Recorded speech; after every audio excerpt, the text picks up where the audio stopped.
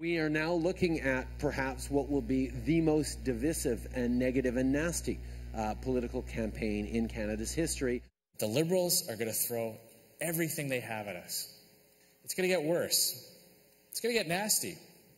We know it's going to get nasty because Justin Trudeau's already started to get nasty.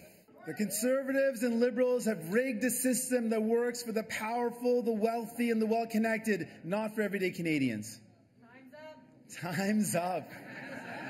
It doesn't have to be this way. We can fix it, and we will fix it. We will fix it.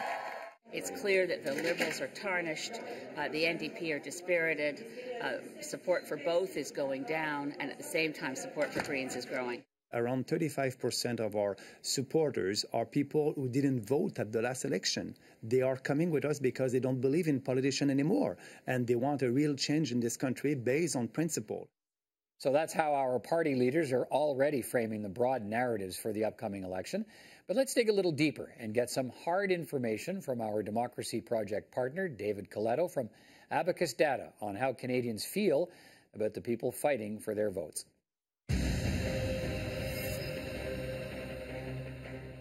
David Coletto, first of all, thanks for being with us again tonight as our Big Five series continues here on CPAC. Good to see you.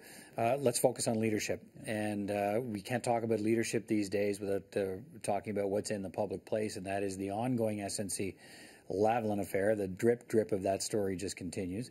Let's find out what kind of an effect that's having as we go through these numbers you have for us tonight. Let's start with the impressions of the leaders. What are Canadians telling you? Yeah, so if we take a snapshot, again, last week or mid-March, and we look at all the five main party leaders, what we find is that Mr. Trudeau still has more people having a favourable impression than the other leaders, 35% favourable for Mr. Trudeau compared to 44% negative.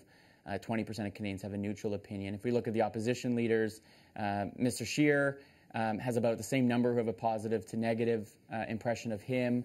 Elizabeth May has 5 points more positive than negative. The NDP leader, Mr. Singh, has and we'll look at these trend lines over time, but he continues to have more people view him negatively than positively. And then there's Max Bernier, who has clearly the most negative overall impressions. 12% of Canadians have a positive view of Mr. Bernier compared to 32% negative. A sizable number still don't really know him or don't know much about him.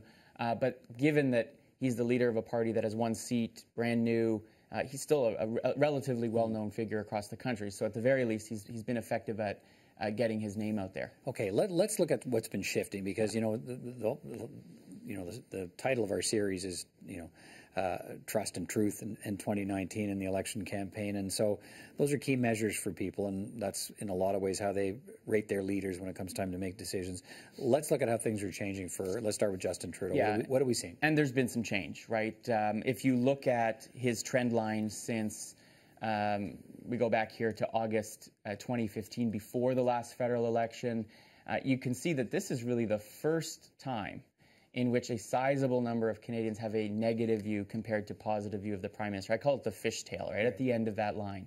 And that is almost entirely the result of the SNC-Lavalin controversy. You can't really point to any other factor that helps explain that. There's only one other time in this whole period in which more people, or about the same number of people, had a negative view as a positive view of the Prime Minister. We saw that was the trip to India, That was his trip to India. So this does suggest SNC has, if anything, whether we'll talk about ballots later this week, but in terms of leadership, it's clearly hurt the Prime Minister. His image, his brand has taken a hit. And while during the controversy we tracked public opinion throughout this controversy, there was a point at which almost 49% of Canadians had a negative view. It's come back down a little bit.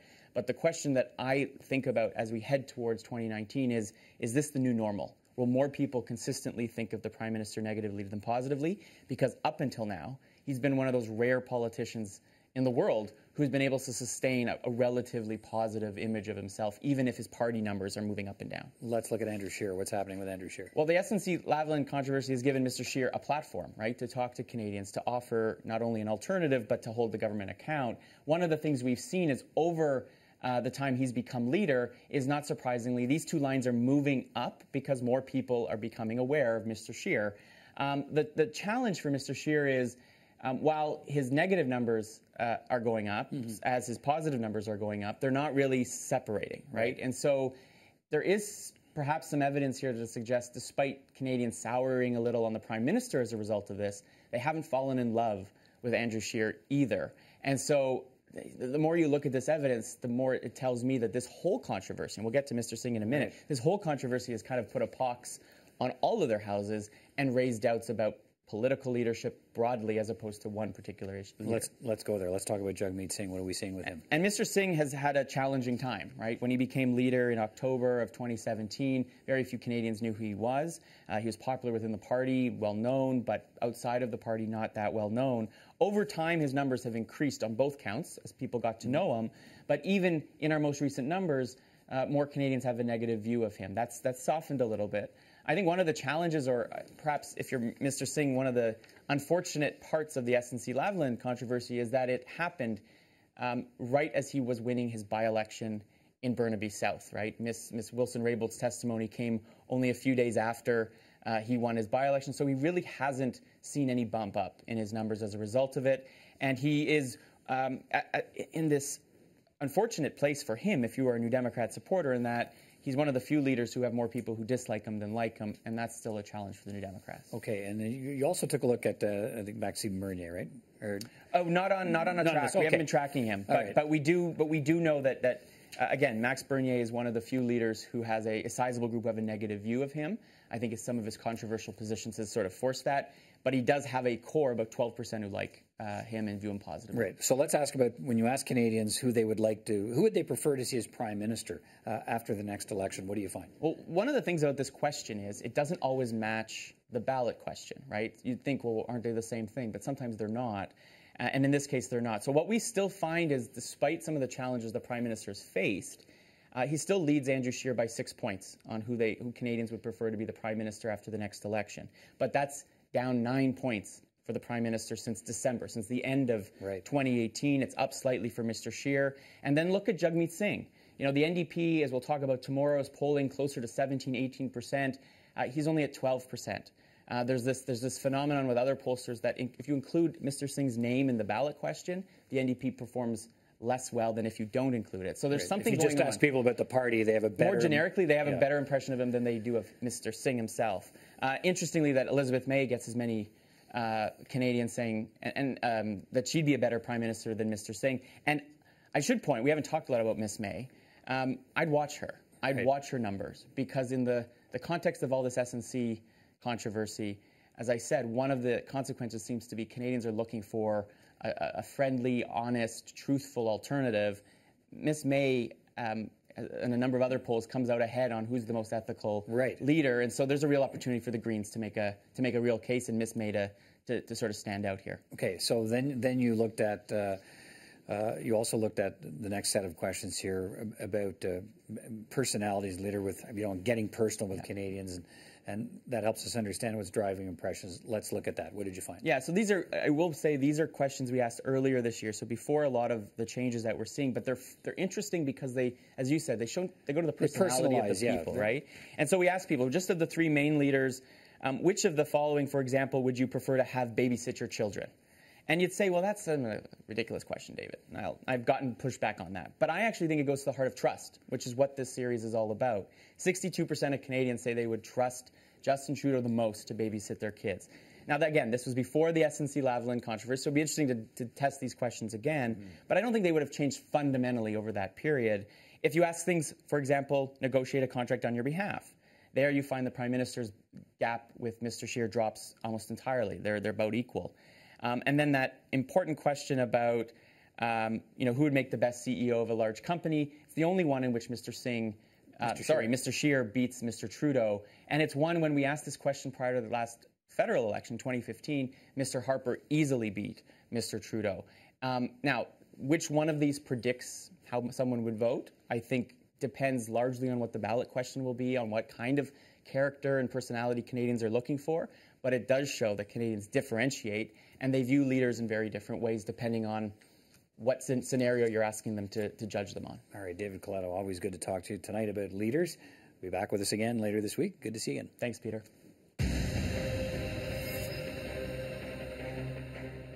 They think that looking better than their competition is sufficient to get them elected. It doesn't work for me. I want to see leadership around things that are important to providing quality of life for Canadians. Our biggest problem is that we really don't have any strong party leaders. And so many people are running back to the name Trudeau, when I'm not even sure who the names of the other party leaders are. My wife has mentioned a few names, and I have to say, well, who are you talking about? Although I'm quite disillusioned with the current party, I guess I don't know if any other party's any better, and I'm not convinced by the leadership of the other parties, except perhaps Elizabeth May. I think that JAGMEET SINGH, is that his name? He seems like he might be more authentic, but he just hasn't tasted power, so he probably hasn't been corrupted. Well, the official election campaign is still months away in Canada, but already we've seen a polarizing of the debate in this country. And in many ways, it's our leaders who are responsible for making it better or worse. They can lead a better dialogue if they want to, but do they really want a more civil debate, or is polarization a useful political tool? Let's talk about that with my next two guests. Christopher Cochrane is an associate professor at the Munk School of Global Affairs at the University of Toronto and the author of Left and Right, The Small World of Political Ideas. And Jennifer McCoy is a professor of political science at Georgia State University and a visiting scholar at the Central European University in Budapest, Hungary, where she is continuing her work. And that's where we reached her today. Good to see you both. Thanks for agreeing to talk to me about this. It's an important subject, and I appreciate your time today. Thank you. Jennifer McCoy, let me start with you. Let's get the definition straight of what we're talking about here to begin our conversation. What do we mean by political polarization? Well, in its simplest terms, it simply means differences among voters and a growing distance among voters or among political parties and leaders on their attitudes towards issues, which is a normal thing in democracy. But the danger is when it moves to a level that I call pernicious polarization, which is when societies divide into two camps and they see each other as us versus them. So that's a more extreme form of polarization, which includes distrusting and disliking the other side. And that has all kinds of consequences for democracy. All right, let's follow up on that. Christopher Cochrane, we've always had divisions in Canada, but what's different these days? The nature of the division is different in Canada. So it used to be that you saw a lot of division between regions, or you'd see a lot of division between Quebec and the rest of Canada, for example. Now you see in Canada more of the kinds of division you see in other democratic countries, in particular a left and a right division that's quite familiar to people who follow politics. And I think the second thing that's different now than in the past is that increasingly, like you see in the United States and like you see in some European countries, the people who support different political parties dislike other people more than they ever have in the past. So that's the second important element of polarization here. Yeah, that's interesting. How do you explain this level of this growing animosity between Canadians simply because they have differing political views? Yeah, I'm at a loss to explain it. I suspect the explanation, whatever it is, will have a lot of moving parts. It'll be complicated with different things sort of interconnected with each other, which is why it's so hard to isolate one thing. One thing that is clear from the public opinion data that's been collected over the past few decades is that it's basically continued nearly unmitigated since 1968. In every election, the partisans of different parties dislike the partisans of other parties more and more and more, and that's a phenomenon we've seen in the United States, and it's a phenomenon reflected here in Canada to a somewhat lesser degree than the United States, but still extremely notable. Jennifer, do you have any thoughts on that, about why we've come to a place where differing political views now become sort of drenched in this animosity, where it's really an us versus them conversation? How come? Definitely. And I've seen polls for Canada that 1/4 of Canadians dislike the opposing party. In the United States, what we've seen is that people get so, to go back to the reasons, the anxiety that might arise either from economic anxiety or a cultural anxiety, such as having newcomers come into the society, perhaps with different religions, different races, fears about unemployment. All of these kinds of anxieties have been growing with demographic change and with stemming from the economic crisis in 2008, with globalization. Those may be the underlying differences. But when a society feels anxious and political leaders come in and they know that creating a division and an us versus them atmosphere and identifying an enemy is a winning electoral strategy. So political leaders can manipulate and exploit these anxieties and fears in a very divisive and negative way. And that's what we've seen in the United States and countries in Europe. And I hope we're not going to see that in the Canadian election this year. Yeah, Chris Cochrane, do you think we're already seeing it? Yeah, I think it's here. I thought some of the discussions surrounding the testimony of the clerk of the Privy Council, when he sort of mentioned about his concern about the sort of ratcheting up of political discourse. I don't think he was the person to say it. I don't think that was the place to say it. So I understood the controversy, but he was absolutely right. There's no question about it that this kind of rhetoric is ratcheting up. And I think the basic issue, I mean, to try to put a fine point on it, the basic issue is the degree to which people refuse to accept that there can be good people who disagree with them. And good people who disagree with them about a range of issues. And to the extent that that's abandoned, that the people who disagree with you are just hopeless, lost causes, that they're ill-intentioned, or that they're completely naive or bigoted or whatever, if that's the ultimate view that one harbors, then it is pretty hard to imagine civility. It's pretty hard to imagine compromise in politics. And where do you think that? I'm back to this. I guess before we can have a conversation about what we do about it, I guess we need to have a better understanding of where it's coming from. Why do people view each other these ways when we get into political conversations? Are the same conversations that happen with neighbors over a fence? If they're not, is it just a societal change where our first instinct is to think the people across from us want something bad for us, as opposed to maybe there's something we agree on? Yeah. So everyone. Oh, sorry, go ahead. Yeah. Okay, go ahead, Jennifer, then Christopher. Okay. I would say there are a couple of factors. One is, as I said, these growing anxieties from changes that are happening around the world with our growing interdependence. But also social media really contributes to this. And so people, by nature, psychologically, want to bond with a group and feel safety and loyalty to a group. That doesn't necessarily have to mean conflict with another group, with the out-group, but it does when they feel threatened. And that's where hearing messages reinforcing your beliefs from listening to news or social media of only one side creates and deepens these divides, which creates the stereotyping, the bias, the prejudice, and the fear and dislike of the other. And that's where communication breaks down, willingness to compromise breaks down, and that's where our democracies begin to fail. All right, let me hear from you on that, Chris Cochrane. I think certainly social media will be shown to have played a considerable role here. I mean, the other thing, too, we often do tend to blame the media when things go awry, especially in political culture. Whether or not the media plays a direct role or not, and the degree to which they do, is unclear to me. I do think that one of the factors that at play here, whether it's the main factor or even a huge contributing factor, but I think it's a significant one, is just the extent to which the sense of duty to get involved in politics has declined in the population. I mean, there's good experimental work to show that the two reasons that people do sort of get involved in politics are a sense of duty to get involved, which is to say you get involved in politics even if you don't particularly care about the outcome. And then on the other hand, there are people who get involved in politics not because they have a sense of duty, but because they're adamantly committed to one particular outcome over another. And to the extent that a sense of duty declines in the population as a whole, and to the extent that people who don't really care about who wins disengage from politics, then what we're left with increasingly are people who are there because they're really adamant for their team and opposed to the others. And so this hollowing out of the center, I mean, it's, I think, a part of the explanation for why we see parties moving increasingly in opposing directions. And then also, as the parties move in increasingly opposing directions, voters tend to follow those cues and move as well. So it's a bit of a cycle, a spiral, and we certainly seem to be on that trajectory here in Canada as well. Right. Jennifer McCoy, based on what you've seen, can our political leaders, and I'm writ large here, can our political leaders be convinced to do better, to fight polarization as opposed to stoking it, or is it just seen now as a means to try and get a political advantage, so why would they change it? Well, it does depend a lot on individual leaders who are willing to look at the collective interest and to look at the long-term impact on a society, on social cohesion, and on governance capacity of a democracy.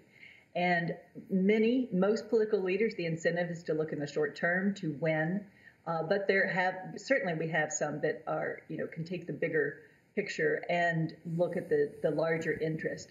And so they have to be willing to resist the temptation to also reciprocate this kind of polarizing, demonizing messages in the campaign when we dehumanize and demonize our opponents, and then also when in government to avoid reciprocating the actions, the behavior that are winner-take-all kinds of behaviors. We saw this fail terribly in the United States Senate when both the Republicans and the Democrats reacted to over Supreme Court nominations in a very polarizing tactic, hardball constitutionalism that in the end is going to hurt both of them because of getting rid of consensus-based rule-making and decision-making. Chris Cochrane, what's your view on that? How do political leaders do better, or do you think they want to do better? Yeah, I mean, in an ideal world, I think political leaders almost have to rise above the incentives of the system. The incentives of the system, it seems to me, are to appeal to polarity. If, for example, you're a liberal government or a conservative government, or just the parties for that matter, and you're trying to drum up support, financial support, you're trying to drum up volunteers, it's hard to do that if you tell them, well, the other side's got some good points, but we have some other points, and it's sort of in the middle, and it's nuanced and complicated. It's easier to do if you frame it as essentially a battle between good and evil, or democracy and fascism, or something along these lines, and you tell people it's absolutely important because we're the good guys and they're the bad guys that you get involved, and you get involved in our side. And if that is where the incentives of the political system point, and there is public opinion evidence that suggests that people do like coherent stories, they like coherent narratives more than they like messy complexities that a lot of these public policy issues often implicate. But so to the extent that people are drawn to coherent narratives, and to the extent that parties who pitch these narratives are the ones that get the voters and get the funding, then it's very difficult for politicians to rise above it and still succeed. All right, let's finish on this question for both of you. Is what can voters do to get better, to get something better? Not to get better at voting, obviously, but what can voters do if they want something better that allows them to have a conversation that doesn't end up with, at the end of the conversation, finding that where you end up is you hate each other? What can they do? Jennifer? Well, first they can recognize the warning signs and watching their leaders, and even in the society. The first warning sign that I tell my students and community members is to see, are people using language of we and they instead of naming the groups? Because when you depersonalize, that's the first sign of this negative polarization. So you want to personalize, you want to continue to have your communication with people from the other political parties, people who disagree with you. Don't avoid the communication, because that's absolutely critical, and practice civility. Also look at news media, at news feeds with different kinds of stories to at least understand what they're hearing, and then try to listen and see if you can not agree with their point of view, but at least try to understand where they're coming from instead of dreaming up your own stories about their evil motivations. All right. And finally, hold your leaders accountable so that don't vote for people who are demonizing, dividing people. All right. Anything that you can add to that, Christopher, in the minute or so we have left? No, that's really well done. I mean, the only thing I might add there is just to say that, don't believe something to be true just because you want it to be true. Or you have to question not only the assumptions and beliefs of other people, you have to question your own assumptions and beliefs. And if we can do that and do all the things that Jennifer mentioned, I think obviously we would certainly be well positioned as citizens to push back in our own way against the broader trend here. Christopher Cochrane, Jennifer McCoy, thank you both for your time today. Great conversation. Hope we get a chance to talk again soon. My pleasure. Thank you.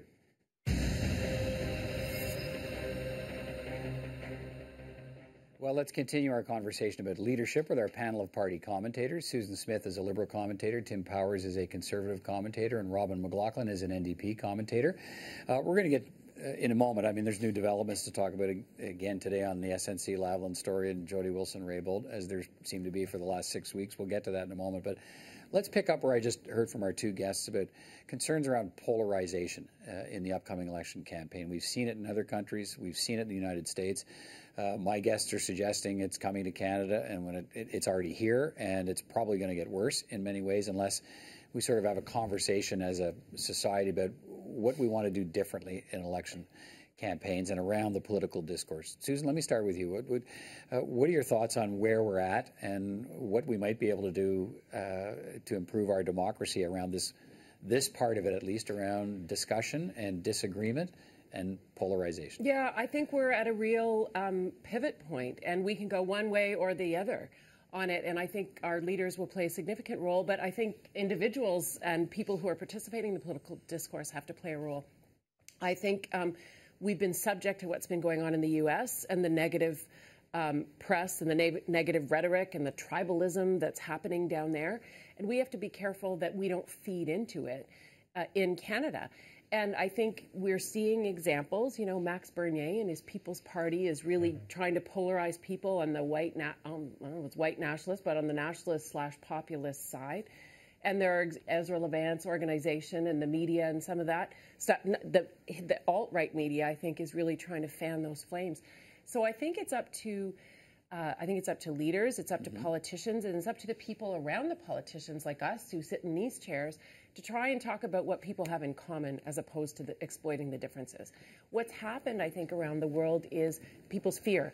People are afraid of what's different. They're afraid of what they don't know. Yeah, that's been pointed out by our experts. They see their world changing and they think they have no control over it. And the other thing is, Tim, social media. Social media allows an anonymity that it's almost built to drive a coarseness in the conversation because it can, and I think there are ways to avoid that. Well, the only thing I really liked from Michael Wernick's presentation a number of weeks ago at the Justice Committee is how he described social media as a vomitorium, and more often than not, it is that, where a lot of negativity gets trafficked as opposed to positive. There's another reality to all of this, Peter, and we all know it. We live in this world, not just in the political world, but in the business world. Politics has become a lot more about out-and-out marketing and political marketing.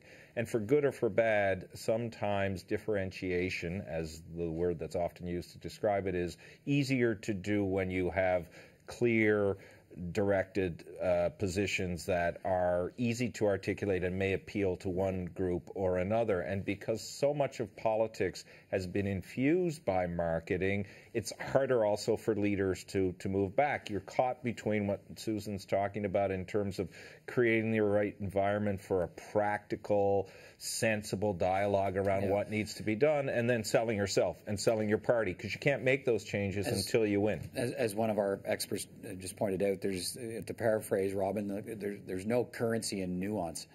I mean, there's really no point saying, we have good ideas, but Robin's got good ideas, Tim has good ideas. Well, that may work against you getting elected, when what you have to say is they have no good ideas, and the ideas they have are bad. Well, it cheapens politics, but it also makes politics a lot easier. If you can eliminate choice, for the electorate, you cement the decision that somebody has in the frame that you want. So it's very tempting.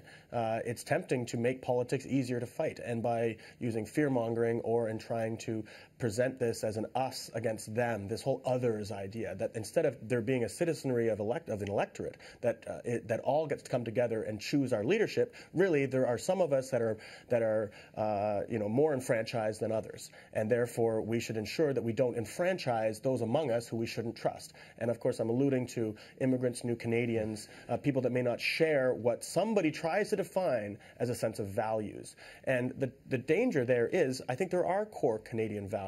So the term values has something that should be rich and should be pure to us, but instead it's being used as a way to define somebody as who they're not. And that's does anybody do you think we're going to see any changes? No, I mean, we're still 7 months out from the campaign, and the reason we're kind of doing this series this week at CPAC is because the kinds of things we're talking about, it's too late 2 weeks or a month before a campaign to have these conversations. You need to have them now. Is there any reason to have hope that there's a different way of doing things and maybe we find it? Well, I hope that we do. I'll strike an optimistic note here.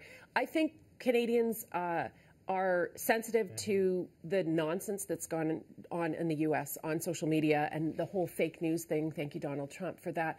I think but a lot of us then pretend that that's not us and never will be. But I think we're going to be sensitive. Take a look at Alberta right now. The truth is we're headed that way. Yes, I'm not saying we're not headed that way, but I think we are sensitive as consumers of that, hopefully. Not everybody will be, but I think more of us are sensitive to that and being able to dismiss whether something's true or not. I also think the government has put in place this nonpartisan commission to look at social media and things, and interference in terms of the election. Threats. I think that's important too. We're being sensitive to that as well. I do think it's going to be an ugly election, but I'm hoping people will use their judgment and say that's not right or delete that or have more fulsome conversations as opposed to more divisive conversations. Well, that's also the advice our experts are giving us is, look around, double check stuff, read stuff, get other points of view. Get under rebuttal, yeah. And challenge why you come to your own decisions. What's the thought process that gets you to a point that's more than just because my party says that's the right position? Yeah, I think there is, in a way, less direct partisanship.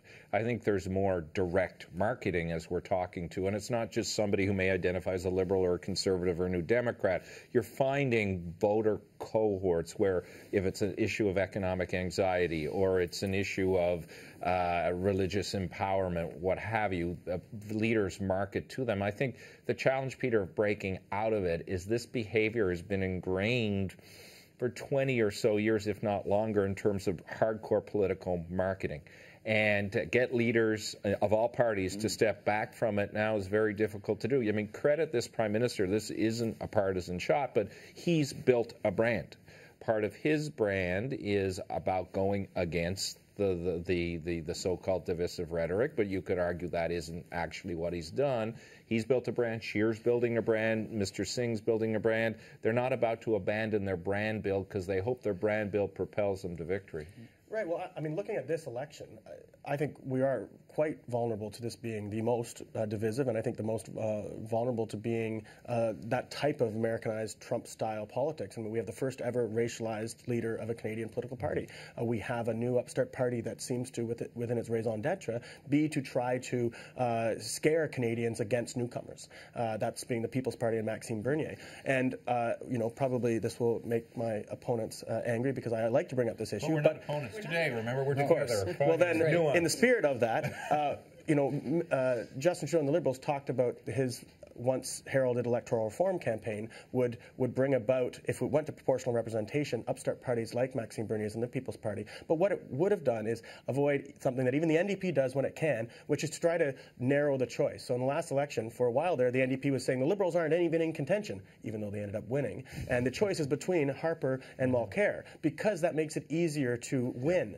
But with electoral reform, it's less about, at the national level at least, saying you only have two choices, you only have two doors. It's about electing a parliament and then forming a government. And I think that we missed an opportunity there to fix our electoral system in a way that would help Canadians feel they did have a true choice at the local level. Okay, some leadership. Let's pivot to from that conversation, and I suppose we have to get a little bit partisan here because I want to get your. Oh, is that my fault now? No. Always the New Democrat. But thoughtful and partisan doesn't mean that we don't like each other at the end of the conversation or that we don't have good points to make. We all have beer together. Right.